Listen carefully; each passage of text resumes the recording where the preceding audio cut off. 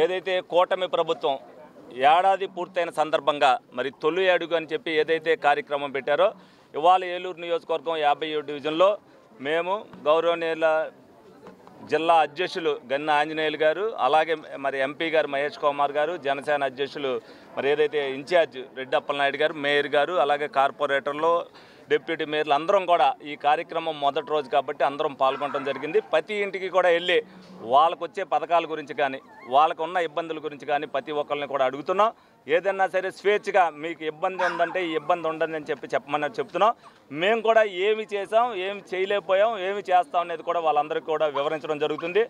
మొట్టమొదటి సంవత్సరమే గత ప్రభుత్వం 5 సంవత్సరాల్లో ఏదైతే చేసిందో ఒక్క సంవత్సరంలో తెలుగుదేశం పార్టీ అవన్నీ చేసిందని చెప్పి మేమందరం కూడా గర్వకారణంగా చెప్పుకోగలుగుతాం.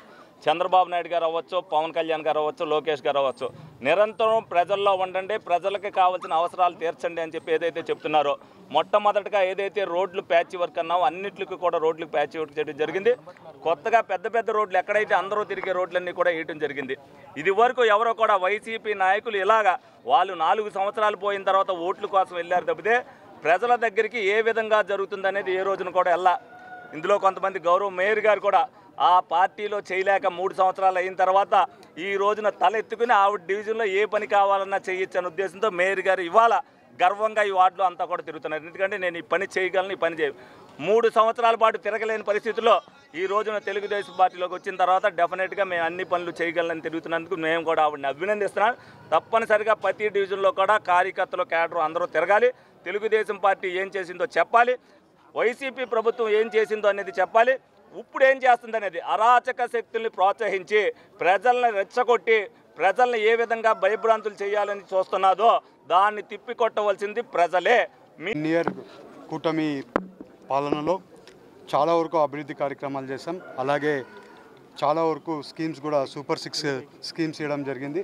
ఇవాళ ఆ స్కీమ్స్ అన్నీ కూడా ఎలా వస్తున్నాయి అన్నీ కూడా మన ఎన్డీఏ కూటమి చేసిన పనులన్నీ కూడా జనాలకి వివరించడానికి, అలాగే ఇవాళ ప్రతి ఇంటికి వాళ్ళకి ప్రజలు మా దగ్గరికి వచ్చి సమస్యలు అడగకుండా మేమే ప్రజల దగ్గరికి వెళ్ళి వాళ్ళ సమస్యలు తెలుసుకుంది, ఏమేమి పనులు వచ్చాయి, వాళ్ళకి మేము ఇచ్చిన సూపర్ 6లలో అన్నీ వస్తున్నాయా లేవా, ఇంకా ఎక్కడైనా ఇబ్బందులు ఉన్నాయా తెలుసుకుంది. ఇంకా రావాల్సిన రోజుల్లో ఆ పరిష్కారాలన్నీ కూడా చేయడానికి ఇదొక వేదిక కింద అందరికీ కూడా యూజ్ఫుల్ అవుతుంది.